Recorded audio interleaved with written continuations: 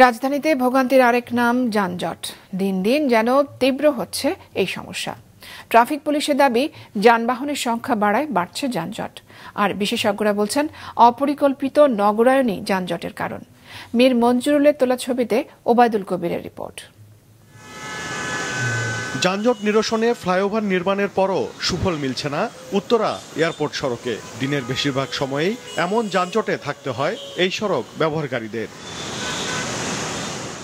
শুধু উত্তরাই নয়, রাজধানীর বেশিরভাগ সড়কে ট্রাফিক সিগন্যালও তৈরি করছে যানজটের। এমনকি এলিভেটেড এক্সপ্রেসওয়ে থেকে নেমেও পড়তে হচ্ছে যানজটে। কর্মঘণ্টা নষ্ট হচ্ছে কর্মজীবীদের।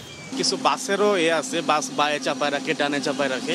জায়গা জায়গায় মনে করেন সিঙ্গেল পরে, জায়গা জায়গায় মনে করেন যাতে ওটা নামা হয় ওই জামা আছে। আজিমপুরের তেনে নিউইয়র্কে যাতাইতে গুলশানাইতে আমার 3 ঘন্টা গেছে। কেউ সিগন্যাল মানতেছে না, এই কারণে আরো মনে করেন নিয়ন্ত্রণ হারাই ফেলতেছে ট্রাফিকে। 250-টিরও বেশি ডিজাইন অপশন নিয়ে ওয়ালটন স্মার্ট ফ্রিজ, বোঝে আপনার প্রয়োজন।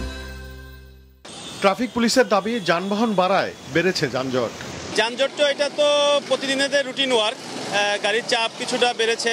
তবে আমাদের ট্রাফিকে সব জায়গায় আমরা যতটুকু পারতেছি এটাকে নিয়ন্ত্রণ রাখার জন্য আর কি। তবে বিশেষজ্ঞরা বলছেন, সড়ক সহ অপরিকল্পিত অবকাঠামো নির্মাণের কারণেই বাড়ছে যানজট। যানজটটাকে চিরস্থায়ী বন্দোবস্ত করার জন্য মেগা প্রজেক্ট নিয়েছি। কারা নিয়েছে? অপেশাদারী কতগুলি লোক। এই অনুমোদন প্রক্রিয়া একটা পেশাদারী লোক আমি দেখি না। আছে সুযোগ সন্ধানী ডিপার্টমেন্টগুলি, মন্ত্রণালয়গুলি।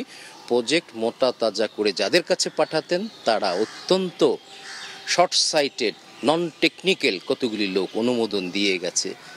সংশ্লিষ্ট মন্ত্রণালয়গুলোর সাথে সমন্বয় করে সড়ক যোগাযোগ ব্যবস্থাকে ঢেলে সাজাতে হবে।